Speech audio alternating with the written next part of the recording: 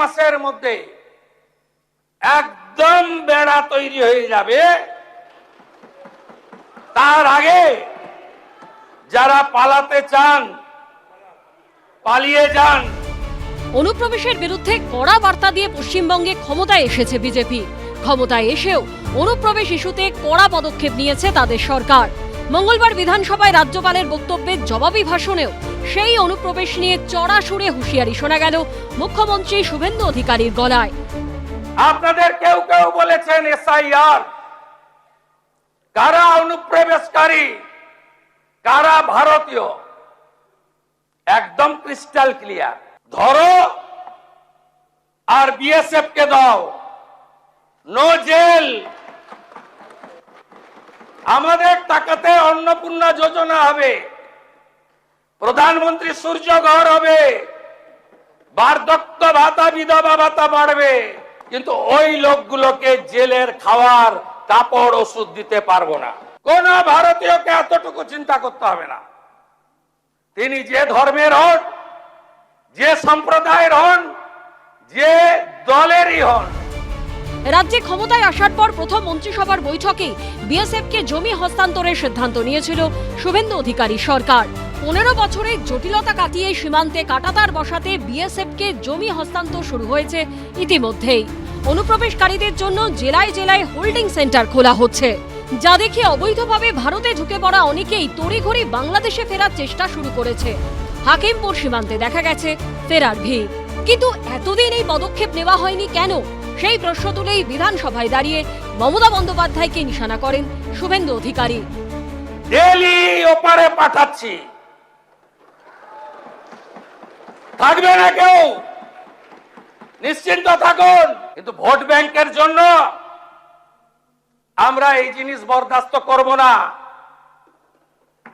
আপনাদের কাছে আমি প্রশ্ন করতে চাই,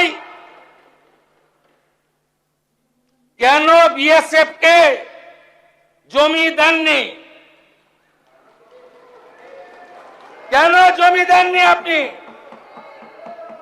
কোথায় কোথায় বিএসএফ কে এইখান থেকে দাঁড়িয়ে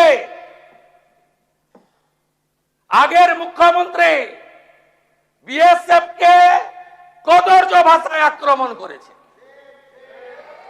এখানে প্রস্তাব এনেছে বিএসএফ এর বিরুদ্ধে। কয়েক মাসের মধ্যে একদম বেড়া তৈরি হয়ে যাবে। তার আগে যারা পালাতে চান পালিয়ে যান। আমার ডাকে সাড়া দিয়ে হাকিমপুর দিয়ে অনেকেই পালিয়েছে। এর আগেই শনিবার তারকেশ্বরের সভা থেকে অনুপ্রবেশ প্রসঙ্গে বিগত তৃণমূল সরকারকে কটাক্ষ করেন প্রধানমন্ত্রী নরেন্দ্র মোদীও।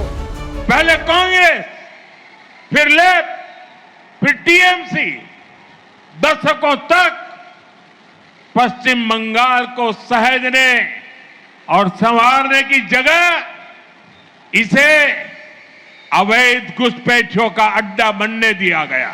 आपने देखा होगा सीमा पर फेंसिंग के लिए पिछली सरकारों ने जमीन ट्रांसफर का जो काम दशकों से रोक रखा था, नई सरकार बनते ही वो काम भी पूरा करने का काम शुरू हुआ है। এবার বিধানসভায় এই নিয়ে কড়া বার্তা দিলেন মুখ্যমন্ত্রী। কৃষ্ণেন্দু অধিকারী, উজ্জ্বল মুখোপাধ্যায় ও আশাবুল হোসেনের রিপোর্ট, এবিপি আনন্দ। এবিপি আনন্দ, এগিয়ে থাকে, এগিয়ে রাখে।